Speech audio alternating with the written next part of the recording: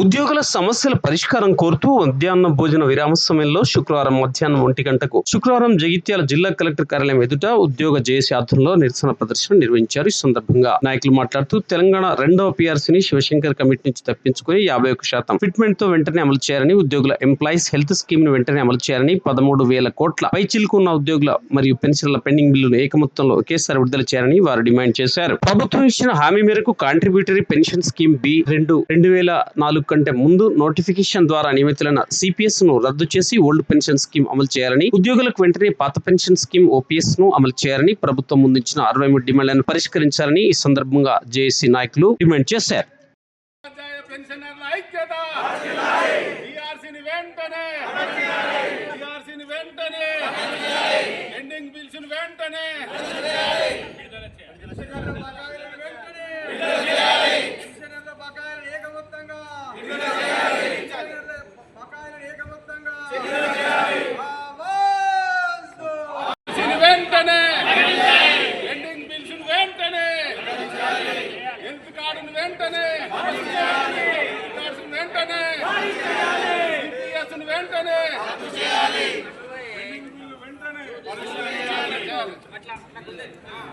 Pending బిల్లులను వెంటనే pending బిల్లులను వెంటనే పెండింగ్ బిల్లులను వెంటనే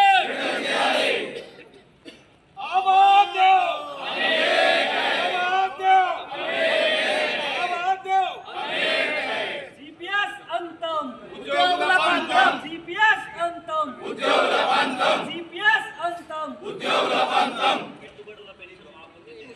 పెట్టుబడుల పెన్షను పెట్టుబడుల పెన్షను సిపిఎస్ అంతం ఉద్యోగుల పంతం.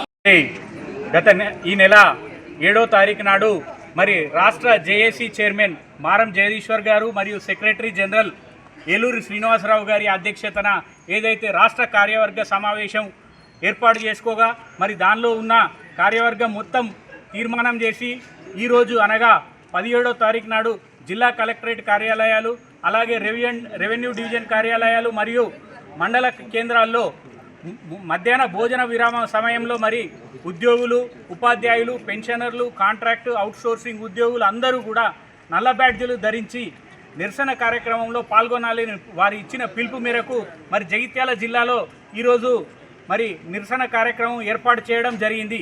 మరి ఏదైతే ప్రభుత్వం మరి మేనిఫెస్టోలో మరి మాకందరికీ హామీ ఇచ్చింది, పీఆర్సీని 6 నెలల్లో అమలు చేస్తాం నూతన పీఆర్సీ అని, అలాగే సిపిఎస్ని రద్దు చేస్తామని, పెండింగ్ బిల్లులను కూడా విడతల వారీగా విడుదల చేస్తామని మరి ఆనాడు మేనిఫెస్టోలో అమలు చేసింది. మేము కూడా ప్రభుత్వ యంత్రాంగంలో భాగంగా మరి సంక్షేమ పథకాలన్నీ ప్రజలకు చేరవేసే బాధ్యత తీసుకున్నందుకు మరి ప్రభుత్వం కూడా మా యొక్క సమస్యలను పరిష్కరించాలని మేము అందరం కోరుతూ మరి 3 సంవత్సరాలు అవుతుంది. 2023 జూలై నుండి రావాల్సిన పీఆర్సీ ఇప్పుడు 2026 ఆల్మోస్ట్ 30 నెలలు గడుస్తుంది. మరి ఇంతవరకు కమిటీ నుండి రిపోర్టు తెప్పించుకొని మరి వెంటనే అది అమలు చేయాలని దానికోసం మరి మా జేఏసీ ద్వారా మరి జూన్ 2వ తారీఖు నాడు డెడ్లైన్ విధించడం జరిగింది. ప్రభుత్వం వెంటనే ఆ పీఆర్సీ రిపోర్ట్ తెప్పించుకొని అమలు చేయాలని కోరుతూ, అలాగే మరి రిటైర్మెంట్ అయిన ఉద్యోగులు, పెన్షనర్లు వాళ్ళందరి బకాయిలు మరి వాళ్ళు దాచుకున్న డబ్బులు వారికి న్యాయంగా రావాల్సిన హక్కు మరి అవి డబ్బులు రిలీజ్ కాక మరి చాలామంది ఇబ్బందులు పడుతున్నారు. సుమారు 250 మంది వరకు పెన్షనర్లు వాళ్ళు అనారోగ్యం బారిన పడి చనిపోవడం కూడా జరిగింది. వారికి ఇంతవరకు మరి పెన్షనరీ బెనిఫిట్స్ కూడా అందలేదు.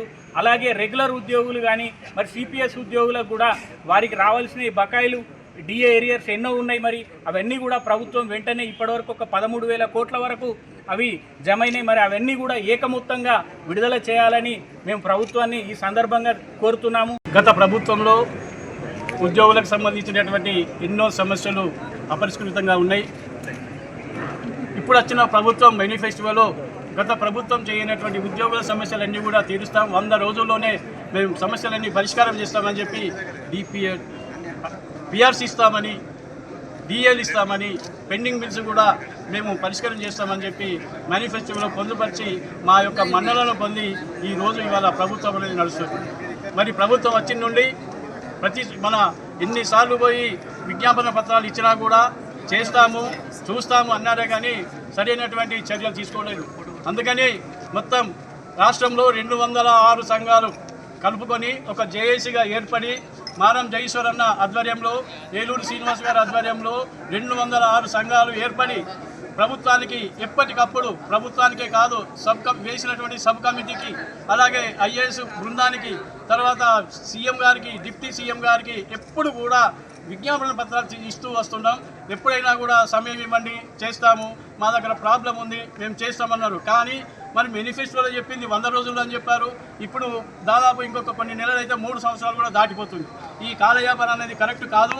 అందుకే మొన్న 7వ తారీఖున జేఏసీ కార్యాచరణ సమితి హైదరాబాద్లో జరిగిన కామెంట్లో కింది స్థాయి నుంచి నిజంగా చెప్పాలంటే పెన్షనర్స్, ఇప్పుడు పెన్షనర్స్ అందరూ ఎక్కువైపోతున్నారు, అందరూ కూడా రిటైర్ అయిపోతున్నారు. వాళ్లకు సగం జీతం వస్తుంది. ఒక నెల తీసుకునే ఇప్పుడు జీతము పెన్షన్లో సగం జీతం వస్తుంది. ఎలాంటి ఏరియాస్ కూడా అంటే వాళ్ళు దాచుకున్న జీపీఎఫ్ డబ్బులు కానీ, ఎల్ఐసి ఇంకా వేరే ఎల్ఐఎఫ్ డబ్బులు కానీ, ఏవి కూడా రావడం లేదు.